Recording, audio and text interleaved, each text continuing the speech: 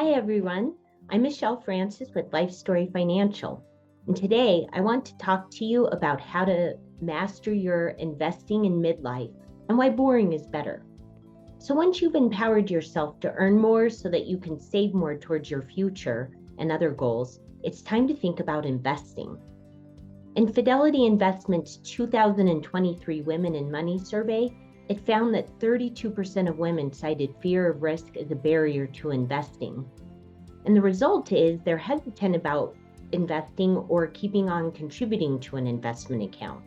So as you can imagine, this apprehension has deterred many women from taking control of their financial destinies. I want to start off by saying that investing isn't an exclusive club that's just reserved for the financially savvy or risk takers. It's a powerful tool that can help women secure their financial future and achieve their goals. And while it can be easy to put off investing for the future when you're younger, making it a priority to invest in your 40s or even later when you're in midlife can still really add up before retirement because of the power of compound interest. Here's why you should harness the power of compound interest. Literally what it means is it's the sum of your money snowballing into more money because it's earning interest on itself, especially over a longer period of time. So here's a hypothetical example to illustrate the concept.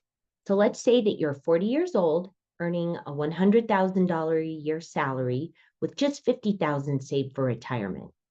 If you started investing 12% of your annual salary, which is equal to $1,000 a month in your employer's 401k plan, and did that for 27 years in order to retire at Social Security's full retirement age of 67, and earned even a modest 6% average return, you could end up with over $1 million in your portfolio at retirement.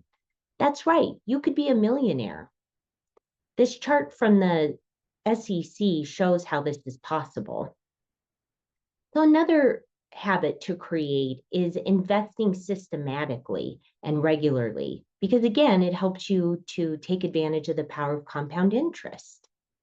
So get started by making contributions to your employer retirement plan directly from your paycheck, or if you don't have access to one, schedule automatic transfers from your checking to an investment account. The more automatic you make it, the more likely it is to become a lasting habit. And that's because you'll get so used to the money coming out that you'll stop noticing it's gone. If the money's not there to spend, you can't spend it.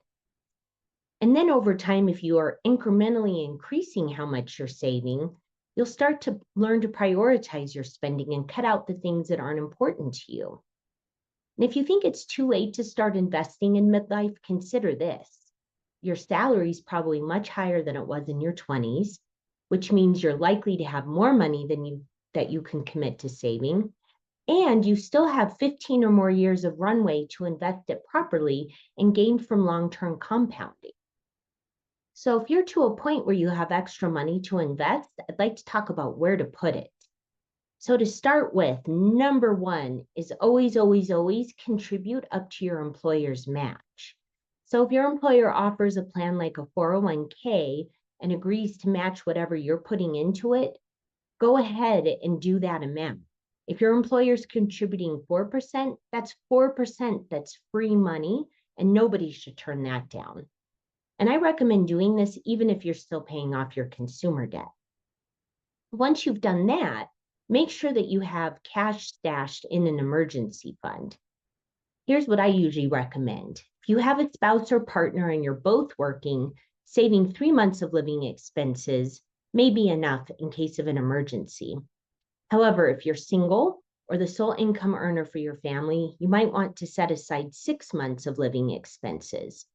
And then if you're a high earner or an entrepreneur, you might want to set aside even more, as much as 18 months of living expenses, so that you have some job mobility or can take advantage of any business opportunities. The next place I recommend saving is if you have access to a health savings account because you're participating in an employer's high deductible healthcare plan, you can make a pre-tax contribution of up to the current year's maximum. And for 2024, that's $4,150 for an individual or $8,300 for a family.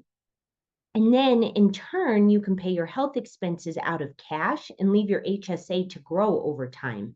Then you can use the funds tax-free in retirement to cover your qualified healthcare expenses.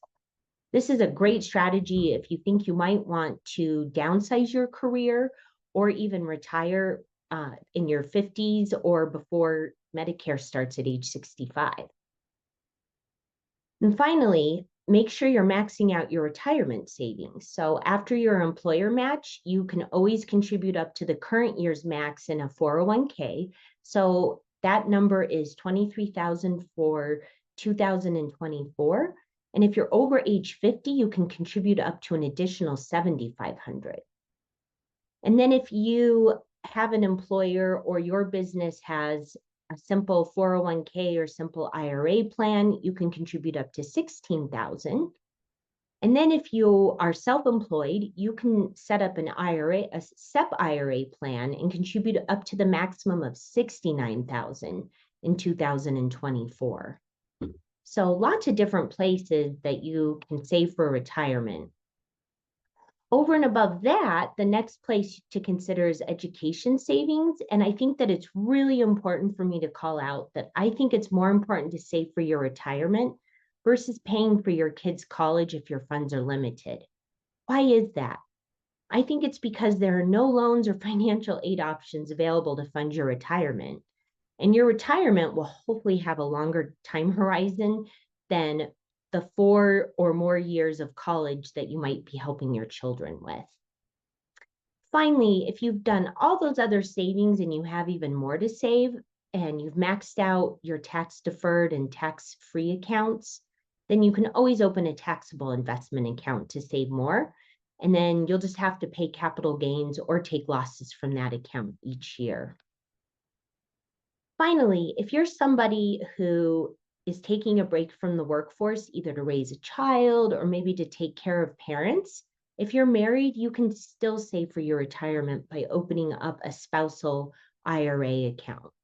And it's not a joint account, it's set up in your name, and you just have to make sure that you file married taxes as a couple so that you can contribute to it. Finally, when it comes to how to invest, I always say choose boring but diversified investments. I talk a lot more about that in some other blog posts and even one of my videos, so I'm not going to go into it too much here. But what I like to tell my clients is there should always be a loser in your portfolio when you're looking at your returns, meaning that you're probably well diversified. So in summary, I think it's so important for women to consider investing as a means to save for the future. If you'd like to learn more, you can check out the ebook in my free ebook series called Empower 40, Mastering Your Money Story in Your 40s, which you can find on my website at www.lifestoryfp.com/ebooks. Thanks so much for joining me.